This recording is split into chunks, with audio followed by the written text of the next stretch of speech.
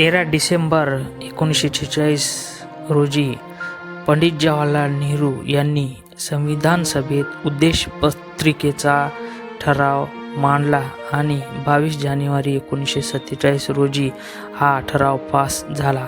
आंबेडकरांनी हा ठराव संविधानिक दृष्टिकोनातून महत्त्वाचा मानला आणि 26 नोव्हेंबर 1949 या दिवशी तो पारित केला.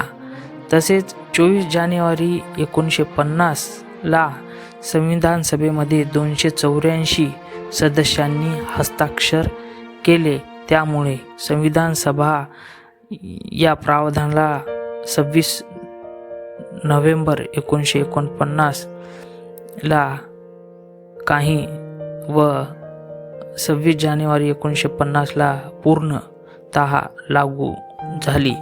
जगामध्ये जेवढे संविधान आहेत, जवळपास संविधानामध्ये प्रस्तावना ही महत्त्वपूर्ण मानली गेली आहे. 1784 मध्ये अमेरिकन संविधानामध्ये सुद्धा प्रस्तावनेत सुरुवात होते. 1874 ला स्विस संविधानामध्ये 1960 मध्ये सर्वोच्च न्यायालयाने उद्देशपत्रिकेला राज्यघटनेचा भाग मानले नाही, पण 1973च्या केशवानंद भारती विरुद्ध केरळ राज्य या खटल्यामध्ये आपला हा निर्णय बदलला. भारतीय राज्यघटनेचा उद्देशपत्रिका हा महत्त्वपूर्ण भाग आहे असे म्हटले. 1975 ला 42वी घटनादुरुस्ती झाली.